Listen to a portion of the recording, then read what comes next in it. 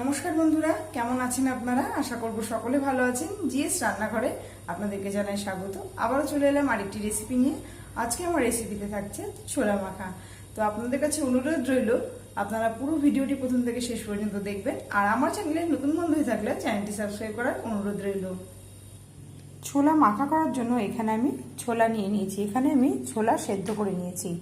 আর এটা আমি 2-3 ঘন্টা বেশি ভিজিয়ে রেখেছিলাম। তারপর প্রেসার কুকারে লবণ দিয়ে সেদ্ধ করে নিয়েছি। আর এখানে রয়েছে পেঁয়াজ, কাঁচা লঙ্কা, গন্ধরাজ লেবু আর শসা। এবারে আমি এইগুলো কেটে নেব। সবার প্রথমে শসাগুলো কেটে নিচ্ছি।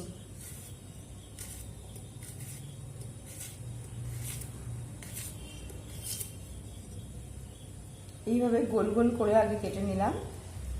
তারপর এবার এক সাইড দিয়ে লম্বা লম্বা ভাবে কেটে নেব।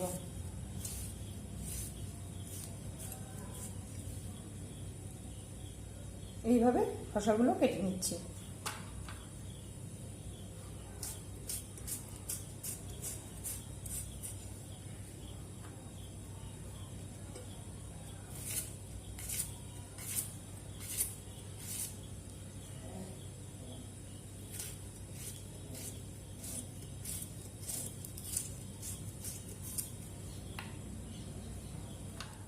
এবারে পেঁয়াজগুলো কেটে নেব।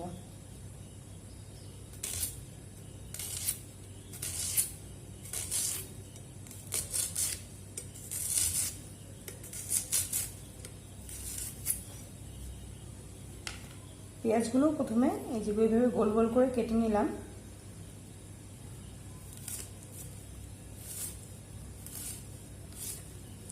তারপর লম্বা লম্বা করে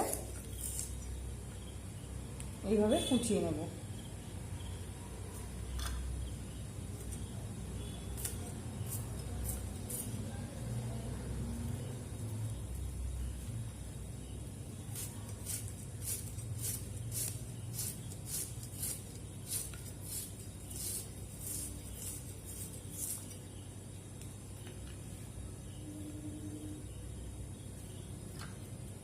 এবারে কাঁচা লঙ্কাগুলো কুচি কুচি করে কেটে নিচ্ছি। আর লেবুটা আমি আগেই কেটে রেখেছিলাম।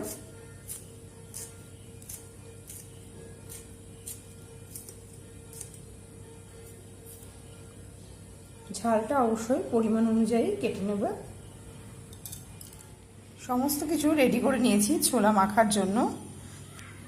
এবারে এখানে একটা পাত্র নিয়ে নিলাম। এর মধ্যে আমি ছোলাগুলো দিয়ে দেব। ছোলা দিয়ে দিলাম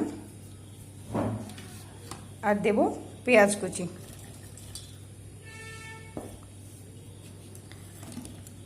দিয়ে দিচ্ছি কুচনো লঙ্কা, দিয়ে দিচ্ছি শসা আর দেব লেবু। লেবুর রসটা আমি ভালো করে চিপের মধ্যে দিয়ে দেব।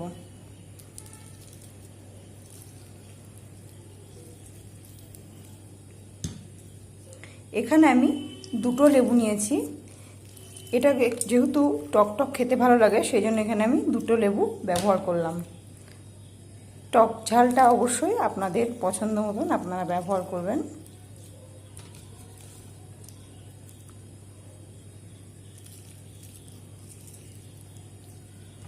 লেবু দিয়ে দিলাম। এবারে দিয়ে দেবো পরিমাণ মতো বিট নুন। বিট নুন দিয়ে দিলাম। আর এবারে দিয়ে দিচ্ছি জলজিরা। এখানে আমি 2 প্যাকেট জলজিরা ব্যবহার করলাম। আর দিয়ে দিচ্ছি চাট মশলা, পরিমাণ মতন চাট মশলা দিয়ে দিলাম। এবারে খুব ভালো করে মেখে নেব। সমস্ত কিছু একসঙ্গে মিশিয়ে মেখে নিচ্ছি।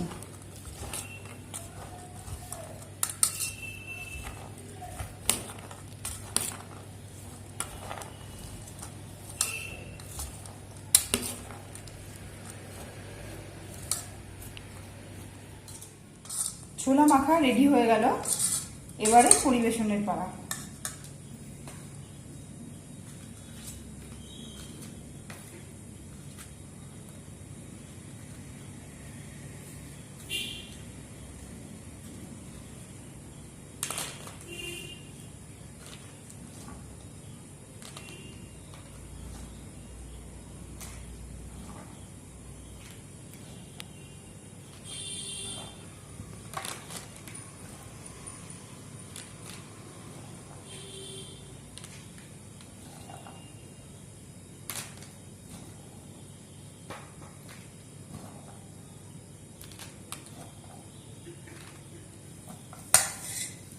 এবার এর ওপর থেকে একটু চানাচুর দিয়ে দেবো।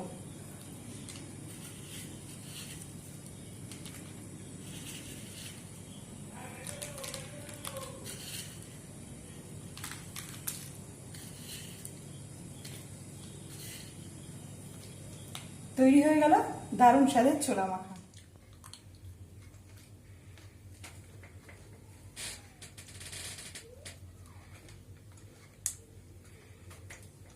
হেব্বি খেতে।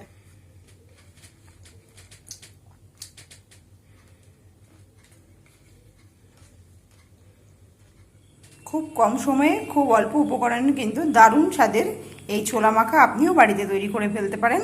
তো আমার আজকের ভিডিও কেমন লাগলো আপনারা অবশ্যই জানাবেন। ভিডিওটি ভালো লাগলে লাইক শেয়ার কমেন্ট করতে ভুলবেন না। আজকের মতো শেষ করছি এখানে, আবারও হাজির হয়ে যাব নতুন কোনো রেসিপি নিয়ে। ততক্ষণে ভালো থাকবেন, সুস্থ থাকবেন, ধন্যবাদ।